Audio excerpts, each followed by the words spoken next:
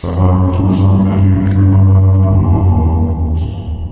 Fala aí, torcida do América Futebol Clube, aqui Marcão do Castelo, do podcast Santos Americanos, gravando logo depois da partida pífia do América, na derrota contra o Remo.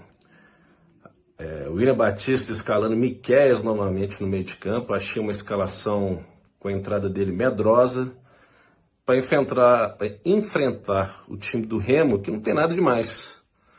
E o Pedro Rocha deitou e rolou, né? Deitou e rolou, rolou e deitou. Triste, fez os 2 gols. O América, eu costumo dizer que entra com um certo ar de prepotência nesses jogos. Toca para lá, toca para cá, toca para lá, toca para cá, toca para lá, toca para cá. E produz muito pouco. A produção deles resumiu a 2 lances do William Bigode, que o goleiro deles fez 2 difíceis defesas. Mas quem esteve mais próximo de fazer mais gols foi o Remo. Achei o América sem espírito de Série B, sem espírito de ganhar o jogo, sem vontade. Aquela coisa que eu digo, que contra times inferiores tecnicamente, e o Remo não é tão inferior tecnicamente, mas um jogo sem alma. Achei o time da América muito sem alma. Tentou mudar no segundo tempo com a entrada do Benítez, do Elizari, do Stênio, mas Miqueias começar como titular não tem jeito, não tem jeito. É lento, pouco efetivo, então o Bruxo tem que ser mais criativo e mais inteligente e menos medroso, porque senão a gente não vai subir não. Tudo bem, calma, Marcão, segundo jogo. Mas jogos como esse servem de exemplo de um time que subiu da Série C para a Série B, que o América, com esse futebol mais ou menos com o estádio lotado, não vai ser fácil não. Então vamos lá, vamos continuar torcendo, acompanhando o próximo jogo contra o Amazonas, mas eu torço muito que o William seja mais criativo. E hoje o lado esquerdo do América foi um pesadelo, né? Foi um pesadelo. Vamos lá, vamos assimilar a derrota e aprender ou entender que Série B, para um time que já é cascudo de Série B, não vai ser tão fácil assim não. Aquele abraço, vamos que vamos, Coelho. Nós vemos a palavra do Marcão, a sua irritação, né, por esse resultado, por essa derrota por 2-0. E nós vamos analisar aqui também como é que o América jogou, né? Vamos entrar um pouco mais no detalhe, na escalação, nas escolhas que o William Batista fez para esse jogo. Nós vamos começar mostrando aí o time que o William Batista começou, né? Muita gente esperava que se repetisse os times, né, as escalações que o William Batista utilizou durante o Campeonato Mineiro, né, com Cauã Diniz, Cauã Barros e Elizari, e mais uma vez no segundo jogo pela Série B, o William Batista escolheu uma escalação diferente, como o Marcão acabou de dizer aí, né? Optou novamente pelo Miqueias, dessa vez entrou com o Cauã Barros, que na partida contra o Botafogo de Ribeirão Preto ele não tinha entrado, dessa vez ele entrou com o Cauã Barros desde o início, e optou pelo Iago Santos e tirou o Elizari, que lembrou um pouco a escalação no jogo contra o nosso rival aí nas finais aí. Ele também tirou o Elizari e colocou o Iago Santos. Do restante do time, né, ele manteve a mesma defesa, Matheus Mendes, Mariano, Ricardo Silva, Lucão e Marlon, e o mesmo ataque, Fabinho, William do Bigode e Figueiredo. No segundo tempo, ele fez alterações, a gente vai comentar sobre elas, né? Mas esse foi o time que o William Batista colocou em campo, lembrando, né, que ele tinha as opções aí de Benítez, né, que foi relacionado, que foi uma primeira surpresa, né? Tinha o Cauã Diniz também na reserva, que foi liberado durante a semana, mas o William Batista preferiu escalar esse time aí, né? Que eu diria muito mais preparado para se defender do que atacar, né? Porque o Iago Santos é um jogador mais de combate, o Cauã da mesma forma, o Cauã Barros. O Miqueias é escalado como volante, mas é um volante lento. Mas o que a gente viu foi a repetição de lances do jogo contra o Botafogo de São Paulo. Eu vi pouca gente falando sobre isso, eu vi poucos comentaristas falando sobre isso, da similaridade, né, de uma partida e outra, embora sejam adversários diferentes, né? O Remo é um time mais qualificado do que o Botafogo de São Paulo, jogou em casa, com cerca de 20 mil torcedores ou mais, né? A prisão era de 20 mil torcedores. E o que a gente viu no time do América foi um meio de campo, mais uma vez, aberto, permitindo jogadas de contra-ataque, uma facilidade imensa do time adversário penetrar na defesa americana, a defesa totalmente desguarnecida, e o meio de campo que não funcionou. Mais uma vez, o Miqueias, a gente já comentou, eu pessoalmente não gosto dele jogando na função que tem sido escalado, é um jogador lento, inclusive levou o primeiro cartão amarelo do jogo, foi o Miqueias, né, numa jogada até que ele estava na parte ofensiva, e ficou muito claro desde o início do jogo qual que seria a postura do Remo, né? Com 1 minuto de jogo, um cruzamento da esquerda para o centro da área, passou na frente da área do América. Matheus Mendes não foi na bola, nenhum zagueiro do América foi na bola. E por pouco, com 1 minuto de jogo, o Remo já não abriu o placar e fazia 1-0. O América começou a apresentar um certo domínio, né? No restante desse início de primeiro tempo, os 10 primeiros minutos, até que mais uma jogada aí vindo dessa vez pelo lado direito, né, um cruzamento. Mais uma vez a bola passou na frente de toda a zaga do América e o Remo foi lá e fez seu primeiro gol com o Pedro Rocha. Uma falha, ao meu ver. Primeiro, uma jogada muito rápida pelo nosso lado esquerdo, né, uma troca de passes, vamos dizer assim, do ataque do Remo. A bola chegou rapidamente pelo lado direito do Remo, cruzou, o Ricardo Silva falhou na cabeceada, parece que ele perdeu o tempo de bola, e o Pedro Rocha entrou por trás dele e fez o gol. Se já estava difícil, né, para o América penetrar na área adversária, fazer alguma jogada de perigo, com esse gol piorou, né, porque o Remo aí ele se postou mais ainda na defesa, com as linhas muito próximas, o América jogando o tempo todo dentro do campo do Remo, né? Tivemos momentos que a gente viu, inclusive, os dois zagueiros do América, já no campo ofensivo, né? No campo defensivo do Remo, né? Mostrando que o Remo estava esperando, né? Por uma bola, conseguiu aquela bola logo no início do jogo e a partir daí ficou jogando só no contra-ataque. Mas, por outro lado, o que a gente poderia imaginar que fosse o América fosse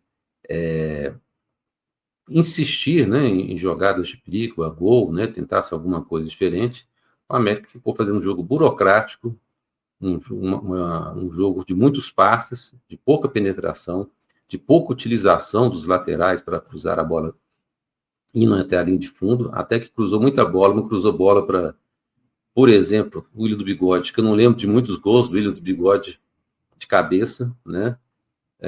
Inclusive ele perdeu um gol muito semelhante que ele perdeu contra o Botafogo de Ribeirão Preto, cara a cara com o goleiro, né?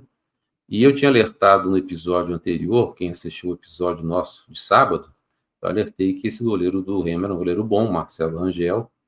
Ele pegou essa bola cara a cara com o do Bigode e pegou outras 2 ou 3 jogadas, 2 ou 3 bons ataques do América. Mas foi pouco, né? Foi pouco pelo domínio que o América teve do jogo, pelo domínio no sentido de tempo de bola, né? Porque, como eu estava dizendo, a partida entre a América e Botafogo também foi o mesmo enredo, né? O América com posse de bola, o time do Botafogo esperando, contra-ataque, sobrar a bola para ele, o meio de campo do América aberto. Quanto mais o tempo passava, mais o América deixava o campo aberto para sujeito a isso.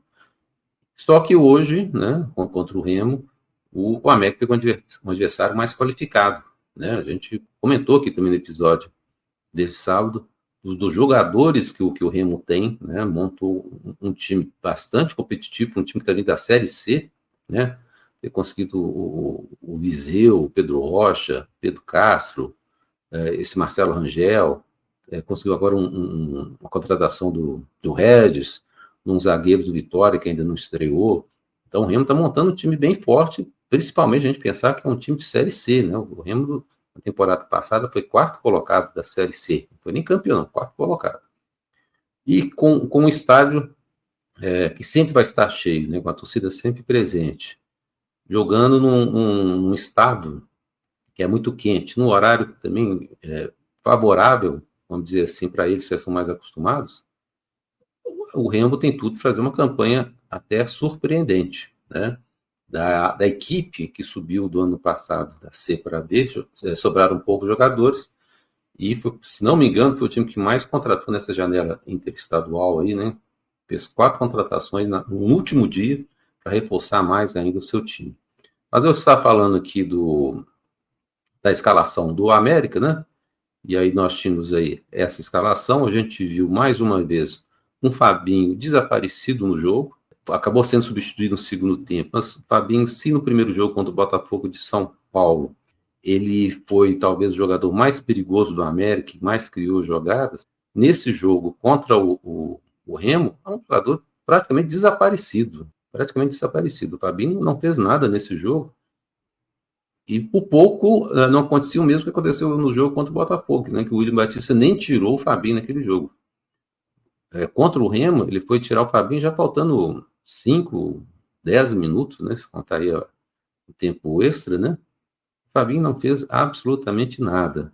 O Iago Santos, né, que eu estou vendo muita gente falando mal, vamos dizer assim, do Iago Santos, criticando o Iago Santos, ele entrou para fazer uma função semelhante que exigiu do Elisag ser aquele primeiro jogador de combate ali na frente, né? É um menino muito, muito dedicado, né? Mas só que o Iago Santos, ele estava fazendo esse combate, ele voltava a fazer a segunda linha, tinha hora que ele estava na defesa ajudando, então, assim, ele acabou não aguentando, né?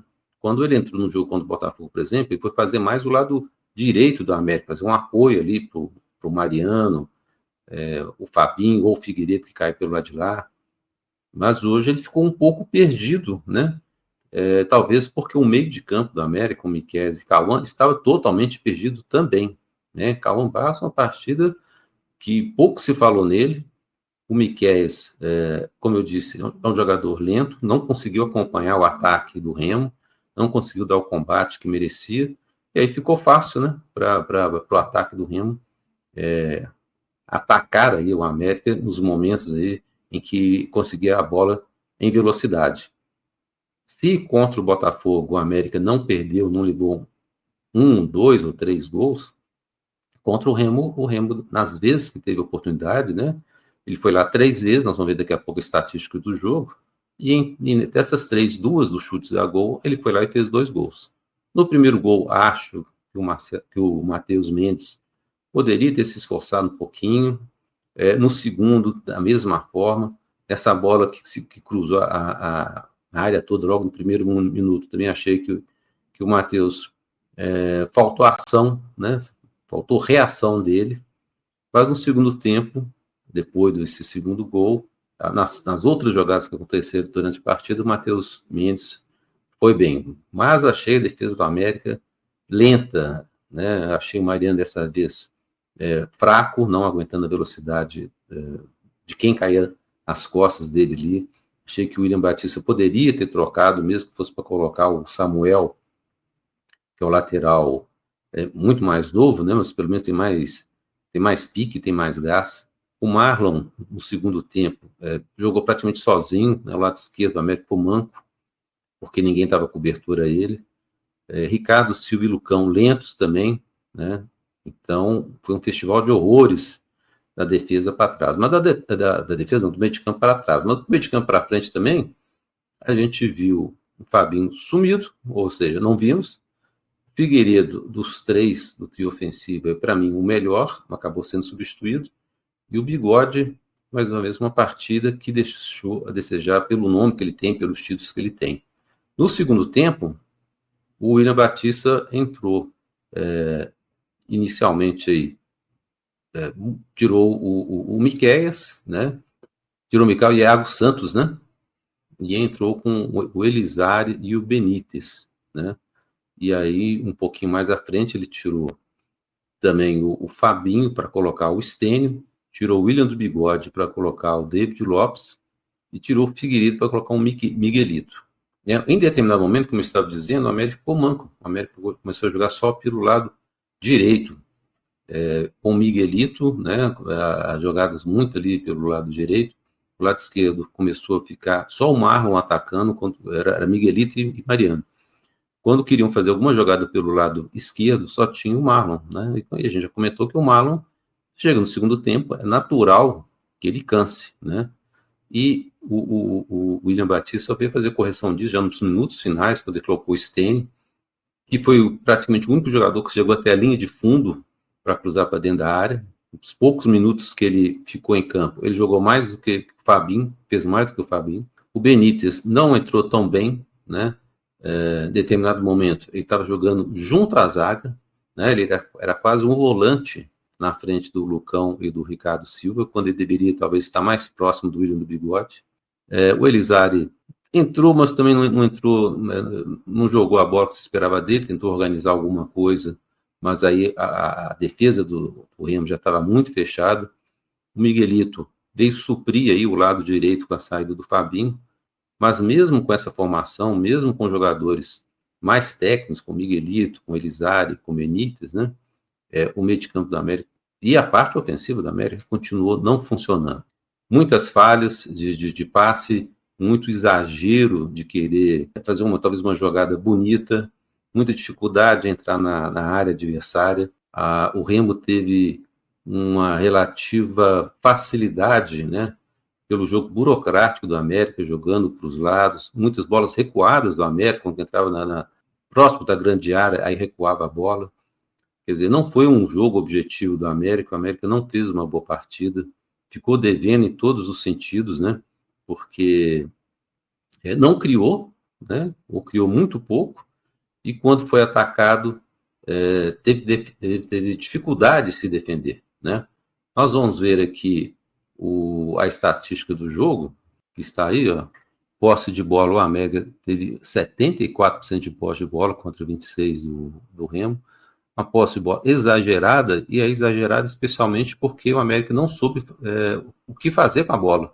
O Remo se posicionou no campo dele, deixou a bola para o América, e o América não soube o que fazer com a bola. Rodou a bola para um lado, rodava a bola para o outro, colocou jogadores mais técnicos, mas mesmo assim não encontrava espaço, né?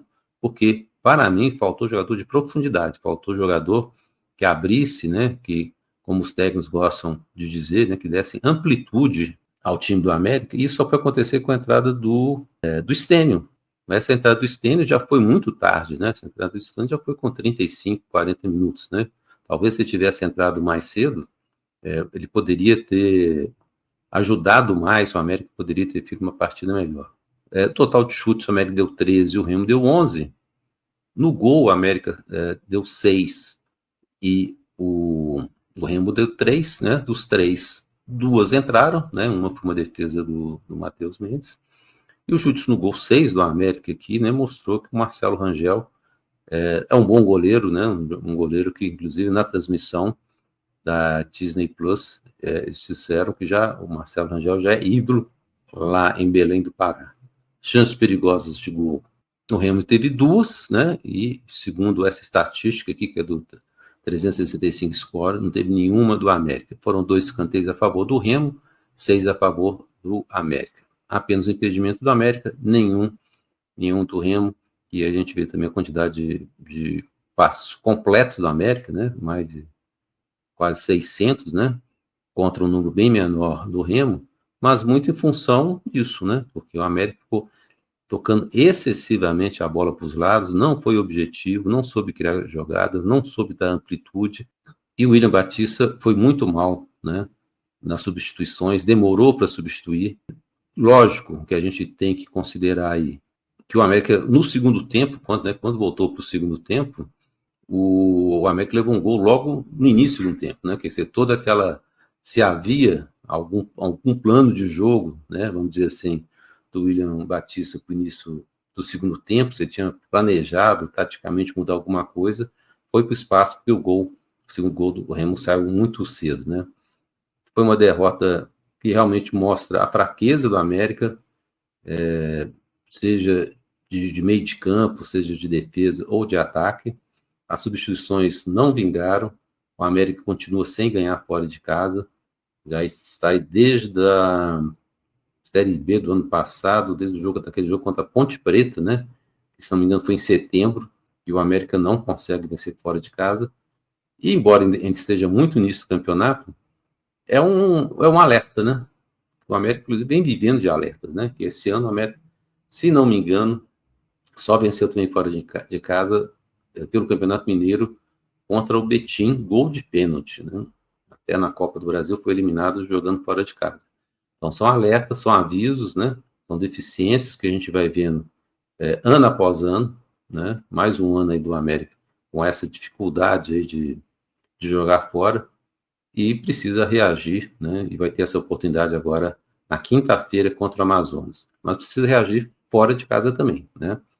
Mesmo que vença todos os jogos em casa, o América precisa vencer também fora de casa. Está muito cedo ainda para a gente entrar em desespero, são apenas 2 jogos, mas o time precisa reagir a partidas ruins assim, e o William Batista precisa ser um pouco menos bruxo, vamos dizer assim, né? Talvez esteja querendo criar alternativas, querendo... Não teve a entrevista dele pós-jogo, né? Para a gente poder saber por que ele pensou, por que ele escalou o time assim. Mas ele poderia voltar com aquele meio de campo que o América utilizou no Campeonato Mineiro, com Cauã Barros, Cauã Diniz e Elizari. Com a volta do Benítez, ele tem outras opções. Pelo que o Fabinho não está jogando, acho que o Miguelito já pode começar as partidas. E o América precisa explicar o que está acontecendo com Renato Marques e Adson, que nem viajaram para Belém. Bom, você já conhece a Dona Júlia Café, que fica na Avenida Cristiano Machado, 3411, no Shopping Minas Casa? Lá você pode escolher entre saborear um delicioso cappuccino ou um expresso, café gelado, café coado na hora, acompanhado de um delicioso pão de queijo recheado, broa de fubá com parmesão, pão na chapa, bolo de milho e até um pão com linguiça. E todo fiel seguidor dos Santos Americanos que comprovar que é inscrito no nosso canal, visitando Dona Júlia Café, vai ganhar como cortesia o melhor café coado na hora. Então não se esqueça, se inscreva no canal, vista o manto americano e conheça o Dona Júlia Café. Bom, o nosso pós-jogo é esse. Na semana que vem, no sábado, estamos de volta, um programa normal, né, falando do jogo contra o Amazonas e também o jogo contra o Goiás. Abraço a todos e até lá. Santos Americanos.